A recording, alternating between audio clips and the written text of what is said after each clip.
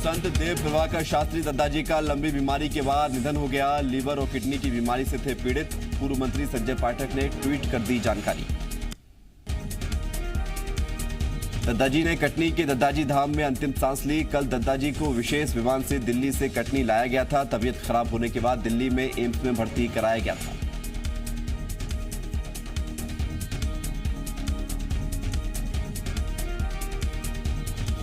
मध्य प्रदेश के मुख्यमंत्री शिवराज सिंह चौहान ने संत देव प्रभाकर शास्त्री दद्दाजी के निधन पर दुख जताया। सीएम शिवराज ने कहा कि दद्दाजी प्रदेश के महान संत थे। उन्होंने लाखों लोगों के जीवन को नई दिशा दी।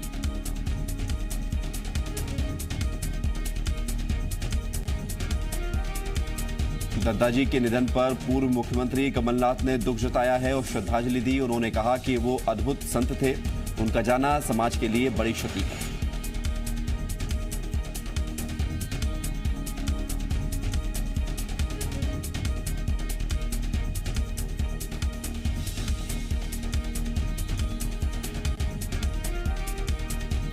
मध्य प्रदेश के पूर्व नेता प्रतिपक्ष और बीजेपी नेता गोपाल भार्गव ने संत दद्दाजी के निधन पर दुख जताया। उन्होंने अपनी संवेदनाएं प्रकट की।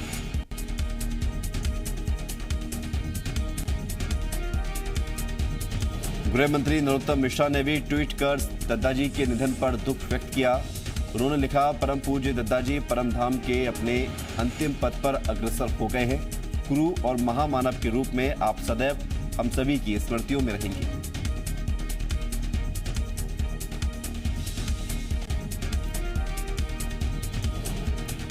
बीजेपी प्रदेश अध्यक्ष वीडी शर्मा ने ट्वीट कर दद्दाजी के निधन पर दुख जताया। वीडी शर्मा ने लिखा कि आज परम पूज्य गुरुदेव पंडित देव प्रभाकर जी शास्त्री दद्दाजी आज नश्वर देह त्याग कर परमपिता परमेश्वर में विलीन हो गए। वो हमारे हृदय में हमेशा रहेंगे एवं उनका आशीर्वाद हमेशा हमारे साथ रहेगा। गृह मंत्रालय ने लॉकडाउन 4.0 का ऐलान किया है। नई गाइडलाइंस जारी। मेट्रो, मॉल, शॉपिंग कॉम्प्लेक्स बंद रहेंगे। रेस्टोरेंट से हो सकती है होम डिलीवरी। हॉटस्पॉट इलाकों में जारी रहेगी सख्ती।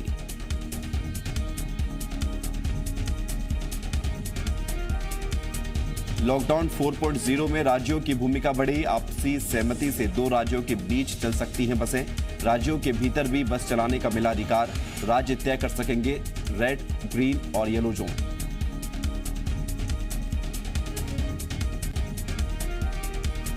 पूरे देश को 5 जोन में बांटा जाएगा। ये जोन है red zone, green zone, orange zone, containment zone और बफर जोन। बफर जोन वो जिले हैं जो रेड जोन वाले जिले से सटे हैं। लॉकडाउन 4 में ऑफिस खोलने की इजाजत, लेकिन सामाजिक दूरी के नियम लागू करने होंगे।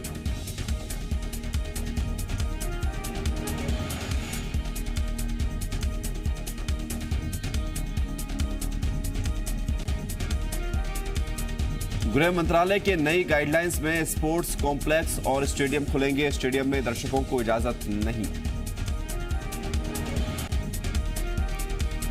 मोहल्ले की दुकानें खुल सकती हैं। मॉल और सिनेमा हॉल नहीं खुलेंगे। शॉपिंग कॉम्प्लेक्स भी पहले की तरह बंद रहेंगे। 24 घंटे में कोरोना के सबसे ज्यादा 4,987 नए मामले सामने आए। देश में 90,000 के पार हुए संक्रमित लोग। 120 और लोगों को मिलाकर अब तक 2,872 लोगों की मौत।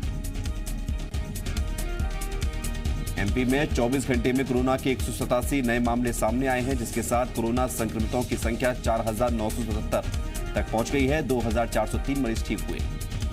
इंदौर में 2,470, भोपाल में 992, उज्जैन में 329, जबलपुर में 175, बुरहानपुर में 149, खरगोन में 99, धार में 96, खंडवा में 96, रायसेन में 65 और देवास में 62 मामले सामने आए। छत्तीसगढ़ में फिर से कोरोना संक्रमितों का आंकड़ा बढ़ गया है। प्रदेश में कोरोना के 16 नए मामले सामने आए हैं। इसी के साथ प्रदेश में कोरोना संक्रमितों का आंकड़ा 86 पर पहुंच गया है। 59 मरीज ठीक हो चुके हैं, जबकि 27 मरीजों का इलाज जारी है। छत्तीसगढ़ में कोरोना के 16 नए मामले सामने आए। रायपुर एम्स के आधिकारिक ट्विटर हैंडल से यह खबर दी गई। रायपुर एम्स ने जानकारी दी। बालोद में 7, बलौदाबाजार में 6, कवर्धा में 2 और राजिम में 1 नए मरीज में कोरोना की पुष्टि हुई। आर्थिक पैकेज की 5वीं और आखिरी किस्त का ऐलान हुआ। मजदूरों के लिए मनरेगा में 40,000 करोड़ रुपए का एक्स्ट्रा फंड दिया गया। साथ ही कुल 61,000 करोड़ रुपए का ये बजट होगा।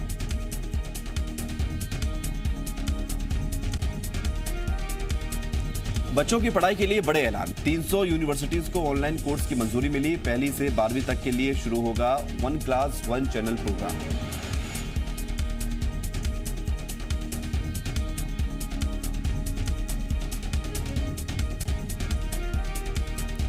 सरकार के आर्थिक पैकेज में छोटी कंपनियों को बड़ी राहत। दिवालियापन की सीमा 1 लाख से बढ़कर 1 करोड़। एमएसएमई में छोटी मामूली गलतियां अब अपराध के दायरे में नहीं।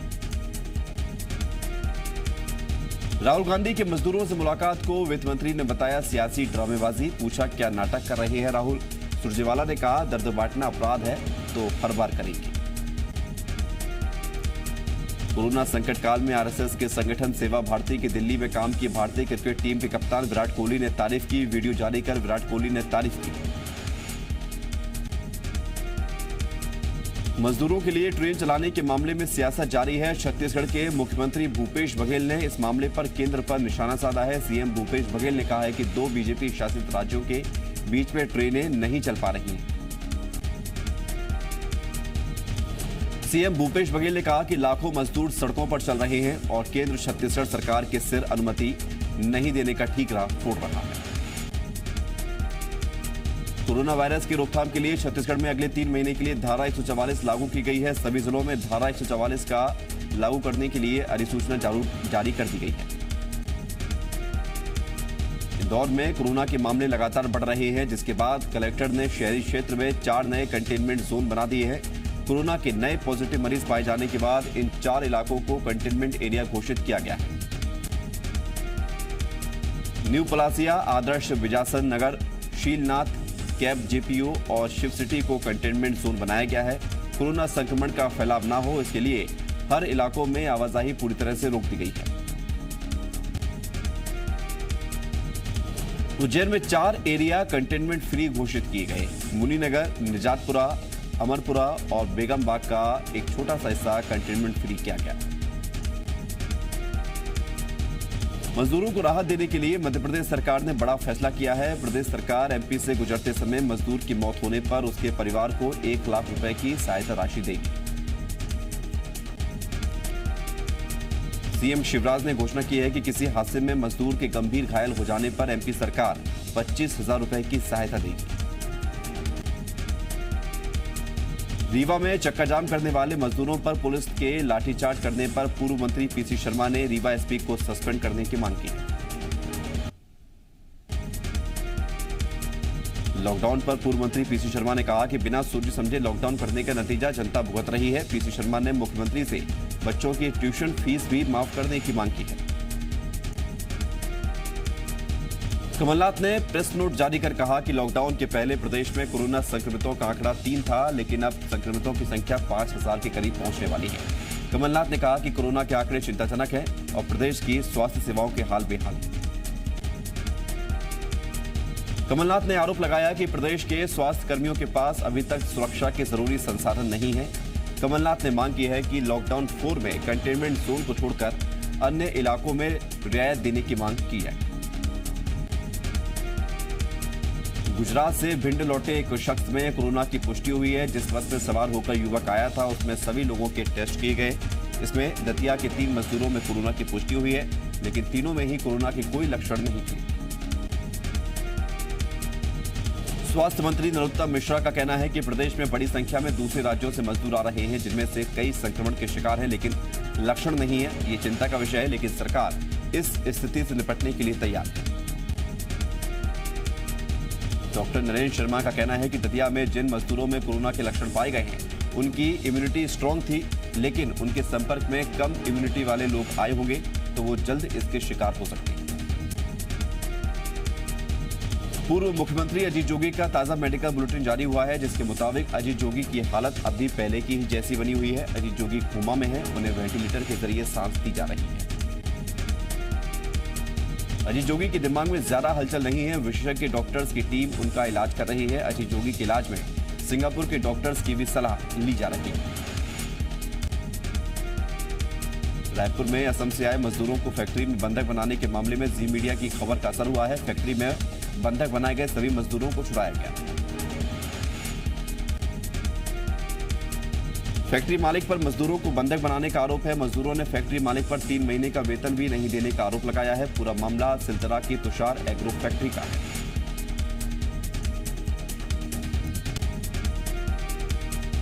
लॉकडाउन के कारण दूसरे राज्यों से मजदूरों के आने का सिलसिला जारी है। जम्मू से छत्तीसगढ़ के लिए निकले 35 प्रवासी मजदूर पैदल ही जाने को मजबूर हैं। उनके पास ना तो खाने के लिए पैसे हैं और ना ही सरकार की तरफ से राशन मुहैया करवाया गया।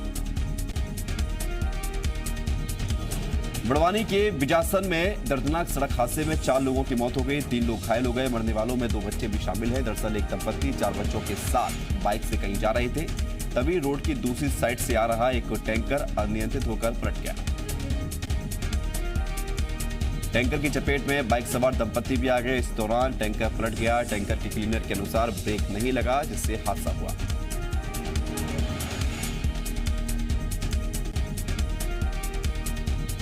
बड़वानी में हुए सड़क हादसे में मृतकों के परिजनों को सीएम शिवराज सिंह ने आर्थिक सहायता दी है। सीएम ने कुल 14 लाख की आर्थिक सहायता देने का ऐलान किया है। आपको बता दें कि सड़क हादसे में पति पत्नी और 2 बच्चों की मौत हो गई, जबकि 2 घायल। रीवा के बॉर्डर चाक घाट पर मजदूरों पर पुलिस की लाठीचार्ज का बीजेपी विधायक नारायण त्रिपाठी ने विरोध किया।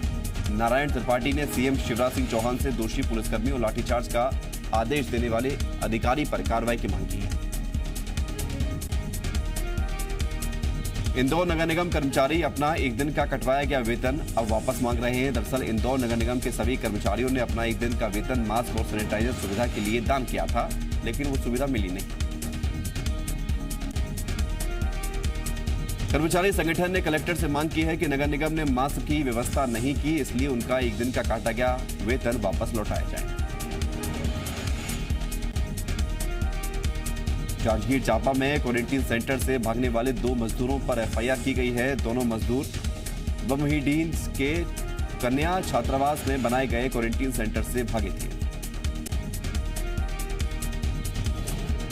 सागर में कल हुए सड़क हादसे में 6 लोगों की मौत हो गई थी। 1.5 साल का बच्चा परिजनों के पास बैठकर रो रहा था, जिसे आज उसके दादा अब्दुल कवर के आने के बाद सौंपा गया। मां के शव के पास बैठकर रो रहे बच्चे रेहान को राहत बचाव कर्मी सामुदायिक स्वास्थ्य केंद्र बंडा लेकर आए थे और स्वास्थ्य कर्मियों को और परिजनों के आने तक देखने के लिए सौंप दिया गया था। खरगोन के बड़वा में भी 3 छात्राओं ने अनोखे तरीके से डॉक्टर्स और पुलिसकर्मियों को सलाम किया। तीनों छात्राओं ने कोरोना वॉरियर्स के सम्मान में एक डांस का वीडियो बनाया। ये वीडियो सोशल मीडिया पर वायरल हो रहा है। टीकमगढ़ जिले में पुलिस की अनूठी पहल देखने को मिली। कर्फ्यू के बीच यातायात पुलिस ने एक 15 साल की बच्ची के घर पहुंचकर उसका बर्थडे मनाया। कर्फ्यू के चलते संदीप जैन का परिवार अपनी बेटी का जन्मदिन नहीं मना पा रहा था। जानकारी मिलते ही यातायात पुलिस केक लेकर बच्ची के घर पहुंची और सोशल डिस्टेंसिंग का पालन करते हुए केक कटवाया। आगर मालवा में हाईवे किनारे ट्रक खड़ा कर ड्राइवर कंडक्टर ट्रक केबिन में ही खाना बना रहे थे। इसी दौरान छोटी गैस टंकी से आग लगी। इसके बाद किसी तरह दोनों कूदकर भागे। आग के कारण गैस टंकी में भी ब्लास्ट हो गया। ब्लास्ट के बाद आग ने भीषण रूप ले लिया और ट्रक जल गया। सूचना पर मौके पर पहुंची फायर ब्रिगेड की गाड़ी ने आग पर काबू पा लिया। राजनांदगांव में बीजेपी से 3 बार के विधायक राजेंद्र पाल सिंह भाटिया के खिलाफ एफआईआर दर्ज की गई है। राजेंद्र भाटिया पर सोशल मीडिया पर धर्म विशेष के खिलाफ धार्मिक भावनाएं भड़काने के आरोप में एफआईआर की गई। छत्तीसगढ़ के सीमावर्ती राज्यों से मजदूर किसी तरह अपने अपने गृह राज्यों को लौट रहे हैं। इस दौरान प्रवासी मजदूर अंबिकापुर से होकर भी गुजर रहे हैं और ऐसे में शहर के कई समाजसेवी संस्थान और कुछ पुलिसकर्मी उनकी सहायता कर रहे हैं। यातायात पुलिस में तैनात हेड कांस्टेबल देव नारायण नेताम रोजाना सैकड़ों मजदूरों को निःशुल्क भोजन कराने के बाद उनको घर जाने के लिए साधन उपलब्ध कराते हैं। बैतूल में नेशनल हाईवे 47 से इन दिनों मजदूर अपने घरों को पैदल जाते हुए दिख रहे हैं। ऐसे ही कुछ मजदूर महाराष्ट्र के अमरावती से पैदल अपने घर यूपी के कानपुर के लिए निकले हैं।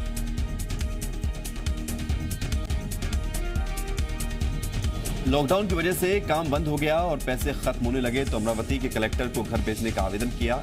लेकिन कोई मदद मिली नहीं, जिसके बाद मजदूर पैदल ही अपने घर के लिए रवाना हो गए। खंडवा जिला अस्पताल के प्री आइसोलेशन वार्ड में भर्ती सिंधी युवक की मौत के बाद हंगामा हुआ। सिंधी समाज के लोगों ने अस्पताल प्रबंधन पर लापरवाही का आरोप लगाते हुए शव लेने से इंकार किया। परिजनों का आरोप है कि युवक को 9 मई को भर्ती कराया गया था, उसी समय उसका सैंपल लिया गया था, लेकिन अभी तक रिपोर्ट नहीं आई। नीमच जिले के रामपुरा में एक पेट्रोल पंप मालिक ने अनोखी शुरुआत की है। अगर आप इस पेट्रोल पंप पर डीजल या पेट्रोल लेने जाते हैं तो आपके मोबाइल में यदि आरोग्य सेतु ऐप नहीं है तो आपको पेट्रोल डीजल नहीं मिलेगा। वहीं पेट्रोल पंप पर आरोग्य सेतु ऐप इंस्टॉल करने पर पेट्रोल डीजल पर ₹1 प्रति लीटर के हिसाब से फायदा भी मिलेगा। सागर के खरीदी केंद्र पर यूपी से लाकर गेहूं बेचने के मामले में एफआईआर दर्ज की गई। अब मामले की जांच की जा रही है। एएसपी विक्रम सिंह ने कहा कि जिन बोरियों में गेहूं आया था उस पर एफसीआई उत्तर प्रदेश लिखा हुआ था। छिंदवाड़ा के उमरेठ थाना क्षेत्र में पुलिस अपने साथ यमराज का वेश धारण कर व्यक्ति को लेकर घूम रही है, जो लोगों के घरों में रहने को सलाह उनको दे रही है। लोगों से कह रहा है कि यमराज से बचना है तो बेवजह घर से बाहर ना निकलें। धार जिले में दीनदयाल चलित अस्पताल योजना में फर्जीवाड़े का मामला सामने आया है। मामला कुक्षी तहसील का है, जहां आयुष डॉक्टर, एएनएम और ड्राइवर पर फर्जीवाड़े का आरोप है। योजना के अंतर्गत लाभ पाने वाली गर्भवती महिलाओं को कागजों पर ही फायदा पहुंचाया जा रहा था। मामले का खुलासा तब हुआ जब टीकाकरण अधिकारी कुक्षी से लौट रहे थे और उन्होंने रास्ते में खड़ी एम्बुलेंस के ड्राइवर से पूछा तो जिसने जिस गांव में दवाई देने की बात कही उसकी एंट्री कागजों में पहले से ही दर्ज थी।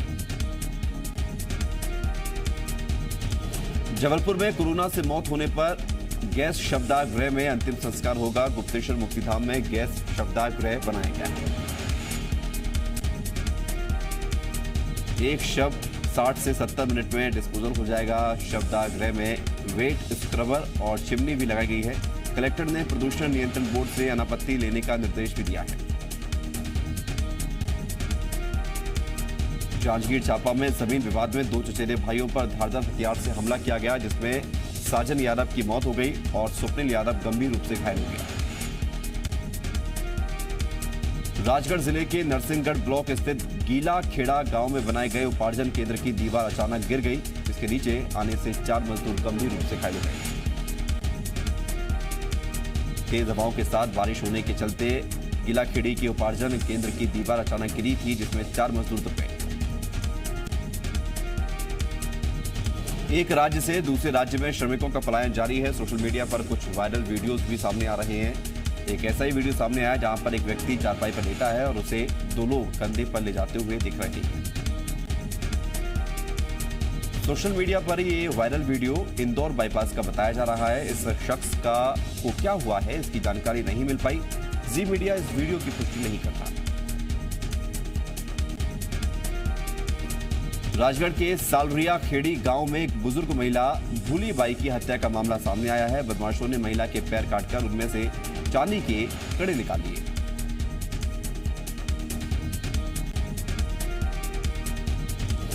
टिंडोली जिले के अंगई गांव में बुजुर्ग का शव मिला, गले पर चोट के निशान। मौके पर पहुंची पुलिस ने मामला दर्ज कर जांच शुरू की।